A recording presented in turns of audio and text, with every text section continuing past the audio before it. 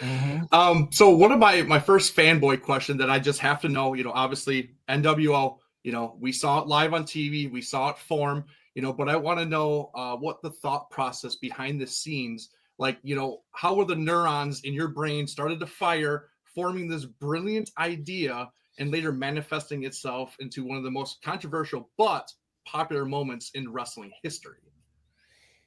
Well, thank you for that. It started really by trying to analyze a problem, not just WCW's problem, but WWF's problem. Because back in 92, 90, probably 93 is when I first got into management. I think I was senior vice president at that time. I think I was a vice president or senior vice president. I had more responsibility than just producing the television show, which was, as executive producer, that was my kind of the box that I got to play in.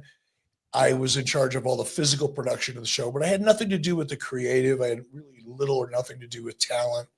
I was just producing the show as the executive producer. Once I got promoted to VP or senior VP, whatever it was, I started looking at the business a little differently because now I was responsible more for the financial outcome of the company, whereas before I just was produce the show. I had to work within a budget and all, but a lot of things I wasn't involved with. Once I got involved and had more responsibility, I was doing some business. I'm back up. Before I got the position that I was in, I followed Bill Watts. All right. I won't go into the whole thing, but Bill Watts was a disaster for Turner Broadcasting and a bigger disaster for WCW in a lot of ways. But one of those ways was he completely, from the perspective of New Japan Pro Wrestling, disrespected them, screwed them financially out of money, left a really bad taste in their mouths, New Japan, about WCW. And I wanted to fix that because I saw opportunity there. Fortunately, I had a friend from high school by the name of Brad Ringens. Brad used to be first of all, he was an amateur wrestler. He was the Kurt Angle of professional wrestling back in the 80s. He was tougher than hell. He was I think he made the Olympic team, Greco-Roman wrestler, heavyweight, badass. He trained Leon White. He trained a lot of guys, and he manhandled each and every one of them. He tortured them. And he was a good friend of mine, known him for a long time. He was also kind of like the, what's the word I'm looking for? He was the I'm going to use the word broker for lack of a better term, but he worked for New Japan, but he was in charge of all of the American wrestlers that would come into New Japan. They all had to go through Brad, and if Brad approved them, then they got a shot, right? It was Brad and Masa Saito, but mostly Brad. So I reached out to Brad. I said, Brad, I know Bill Watts screwed this relation up, something fierce, but I want to fix it. Would you help me? And he did. And I flew to Tokyo, and I met with the executives from New Japan. And it was chilly, to say the least, because they didn't know me. I was just this new kid on the block that they never really heard of. They knew who I was, but they didn't know me. So they were less than excited, but willing to talk. Yeah. And we had a good meeting, thanks to Brad and a very close friend of mine by the name of Sonny Ono, who was born and raised in Japan and was there as my interpreter, basically.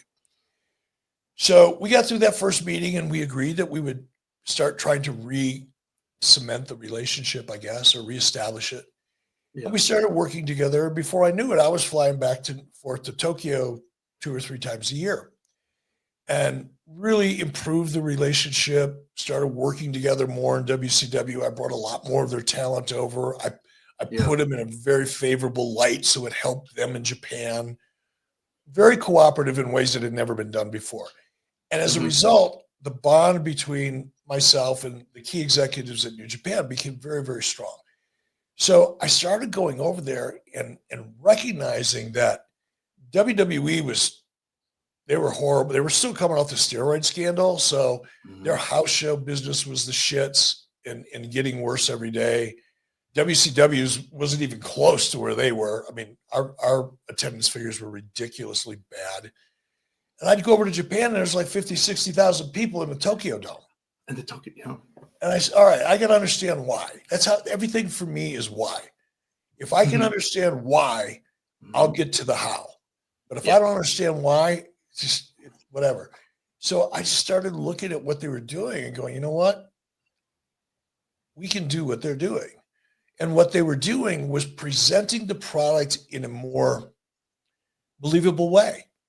If you look at WWF, because they were so far ahead of WCW, it doesn't matter looking at WCW was nothing but WWF light at the time. We were doing the same things they were doing, but on a much smaller scale with less money. Yeah. But if you look at WWE at that time, go back and look at their programming from 1992, 93, 94.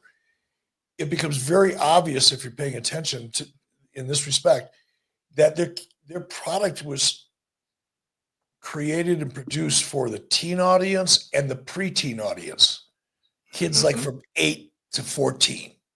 That was their target, right? Their whole business model was that target. Yeah. And as a result, all their characters were like super animated. You know, the crazy garbage man, the wacko dentist, the IRS guy. You know, everybody was some kind of extreme version of a cartoon character, only they were real people. And I'm looking at Japan, I'm going, no, they had a little bit of that, you know, like Jushin Liger and Muto and a few others. But for the most part, it had a very real feel to it. And I noticed the Japanese press treated it very respectfully and treated it like a real sport. Since it was presented as a real sport, it was treated as a real sport. Now, again, culturally, Japan is way different than the United States. You could never accomplish that here. But I just noticed the whole dynamic of the presentation was more serious, more believable. And I thought, that's the answer. So that was about 1994. And I started thinking, and for the longest time, man, how do I do that? I know why it's working in Japan, but how do I import that here? So I had different ideas bouncing around in my head over time. It wasn't like an urgent thing. It was like, someday I'm going to figure this out. Yeah. And all these different ideas and concepts were floating through my head for a period of about 6 months or a year. And then DDP, who lived a house away from me, called me one day and he said, hey, I just got a call from Scott Hall. Keep it between us, but he's interested in leaving WWF.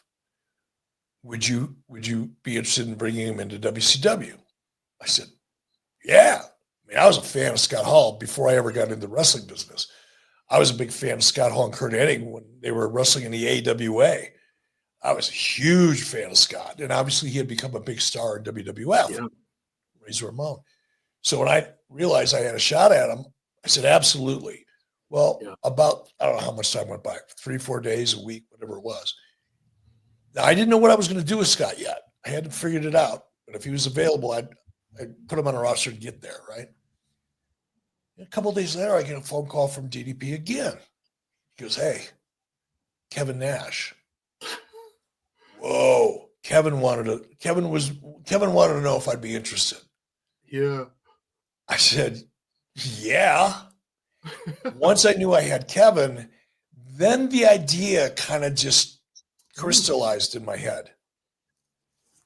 And okay, here's two guys, former WCW, and they were vocal about it. Once they left WCW, they got vocal, pissed off, didn't get the opportunity they deserved, didn't get the money they deserved. Nobody made them big stars. Nobody gave them the opportunity. Blah, blah, blah, blah, blah. And I thought, well, that's a premise for a storyline.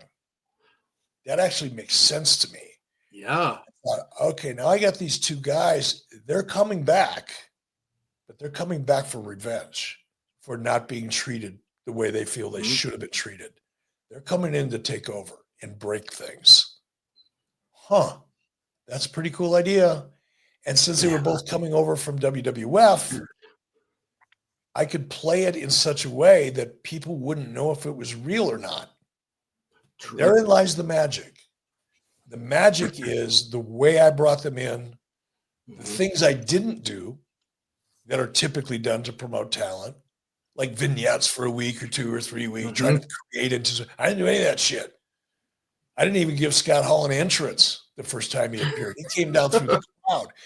And I know that doesn't sound like much, but since it had never been done before, it caught the audience off balance. Yeah. And they were so off balance because they were seeing something that they weren't used to seeing, that they believed it was true. Yeah.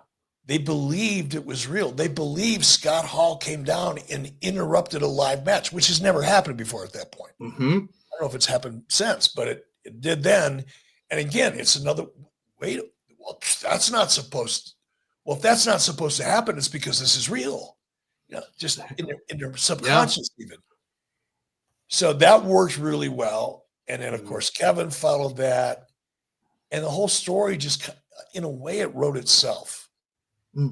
And there's a lot of just low frequency dirtbag fans out there that live off Dave Meltzer's every word, and oh, he stole that idea from Japan. No, I didn't steal it. There is no storyline that ever existed like the NWO in Japan.